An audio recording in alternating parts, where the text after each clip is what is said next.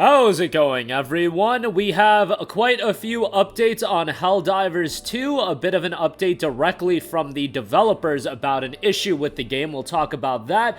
Recently, a major order was completed, and there's some hilarious stats, not hilarious, and just stats attached to, what happened after Liberation in terms of how many people were active, how many enemies were killed, and so on and so forth. So we'll talk about that. We haven't talked about Cutting Edge actually going live. That is live right now. A bit of an update on the sales numbers as well. If this analyst is to be believed, the sales numbers are potentially staggering. I mean, the number is a little bit crazy, but we'll talk about it. And also, if you're looking to deck yourself out in real life, Helldivers 2 has dropped some official merchandise. We'll talk that at the end of this video. I actually like some of the shirts they dropped, so more on that at the end of this video. But right off the top, cross-platform play has been a bit of an issue with Helldivers 2. There's been a lot of bugs attached to it, and a lot of people have just opted to disabling it, but obviously, if you're on PC, your boys are on PlayStation 5, or vice versa, you want to utilize cross-play and cross-platform play.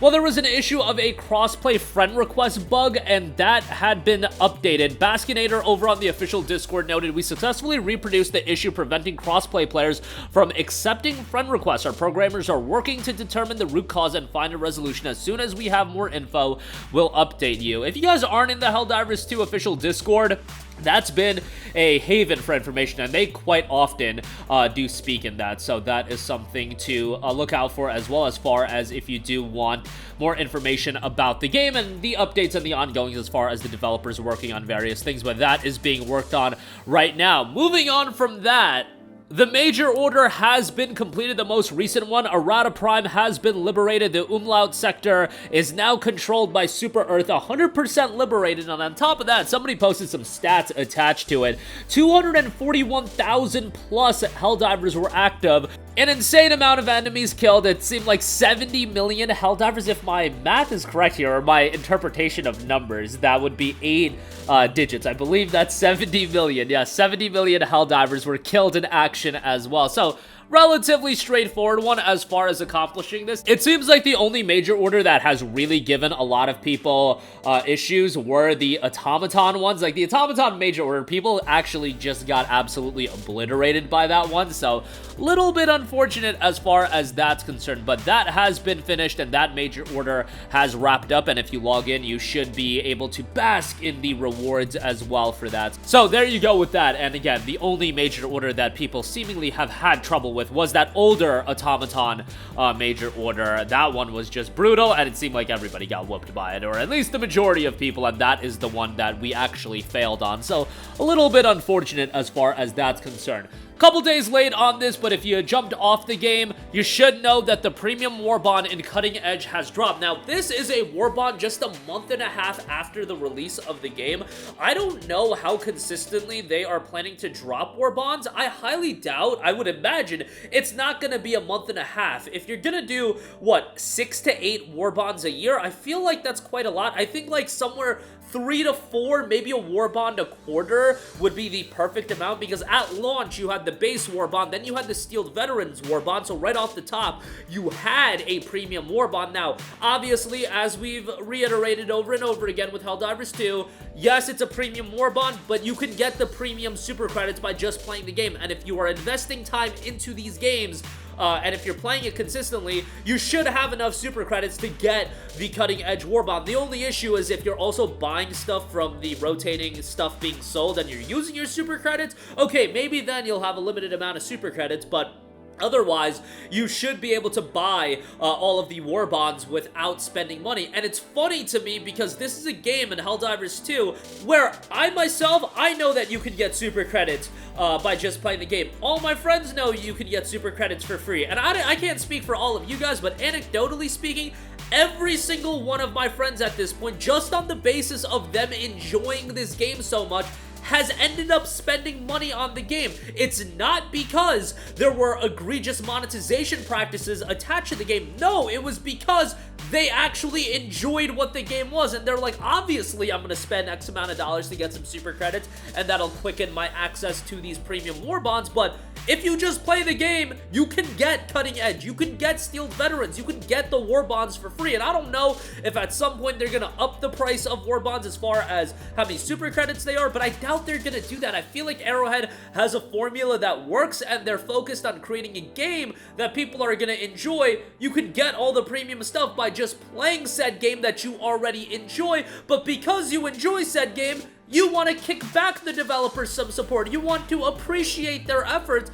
and you end up spending money. Now, again, that's just anecdotal information. Maybe across the board, people aren't spending money in droves, but I look at what Blizzard does with Diablo 4, and not to go on my typical rant that I tend to do, but it's just like, man, can we get more if you're gonna monetize a game, if a game is gonna be live service, can we get monetization practices like this, where the game is already at a budget price point of $40, where the essence of the game and the essence of Arrowhead has not been altered to favor the live service model. Rather, the live service model is working within the confines of Arrowhead and what they already developed, the games they already create, and boom, you get stuff like this. And I feel like the Cutting Edge War Bond offers a lot of incentive and a lot of cool things for you to check out. You've got a variety of different armor sets, you've got primary weapons being introduced, utilities being introduced, player banners, capes, emote victory poses, all of that typical stuff is being introduced with the Cutting Edge War Bond. I imagine a lot of you guys have already made some progress through this War Bond, but this, in my opinion, and I'm not somebody that has played a plethora of live service games, but I certainly have played enough where I've seen battle passes and War Bond style gimmicks be implemented, and what I like about War Bonds is it's also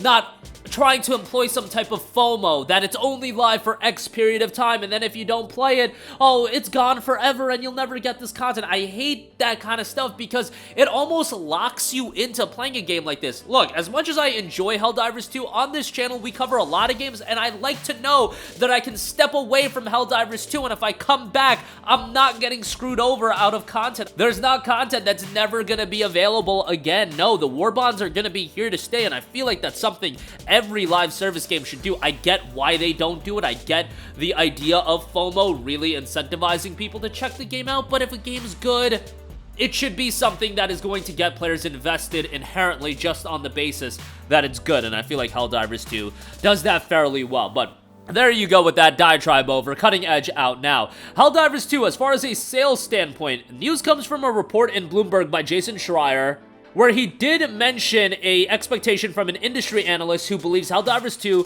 has performed well ahead of expectations. Now, as far as the concurrent player count, it's peaking at around 350 to 400,000 concurrent players. The historic peak was 450,000 concurrent players. On Steam alone, we also have PlayStation users, and it looks like that PlayStation user base might be more sizable than I had initially thought, because for one of the stats that we do have, 57% of a week's sales numbers in the UK, I believe it was on PlayStation 5. So that's a significant portion that is on PlayStation 5. There's also a number that is making the rounds on the internet, and I don't know how much stock I put to this, that the game has sold 8 million copies. That is an estimation, and that is once again coming from Doug Kreutz. We believe it has performed well ahead of expectations. Doug Kreutz reasoned that the shooter has now sold over 8 million copies worldwide. Now, I'm sure that at some point we are going to get an official number, especially if Sony does their earnings report, because this is a Sony-published game. This is a PlayStation-published title. Hopefully, we'll get some clarity as far as how well this game has sold. 8 million just seems like a staggeringly high number to me. Obviously, it probably is going to do very well on the basis that it's on PlayStation 5 and PC, and they're not locking it into just one platform. But games selling north of 5 million copies is pretty rare these days outside of your top-level games. But Helldivers 2 is one of those games that just caught fire, and the word of mouth of the game was incredibly strong. And that, these days, is more powerful than any marketing push can really buy you. So I don't know, that 8 million number, again, if they said like 5 million, I feel like that is a number that I can more likely believe. 8 million is just a staggeringly high number, but hey, if they sold 8 million copies, good on them. Marvel Spider-Man 2, for example, recently passed 10 million in sales, but that was PlayStation 5 only, and that's Marvel Spider-Man 2, and that was months after the release of the game, and it was being bundled in with PlayStation 5, so that's an interesting standpoint as well. God of War Ragnarok, for example, sold 11 million copies within 3 months. That's a huge game, cross-gen release. So, some comparison points. 8 million, I could see it happening given the word of mouth, but hopefully we'll get an official number from Arrowhead or PlayStation directly. Maybe they're holding off until the quarter wraps up, the fiscal quarter,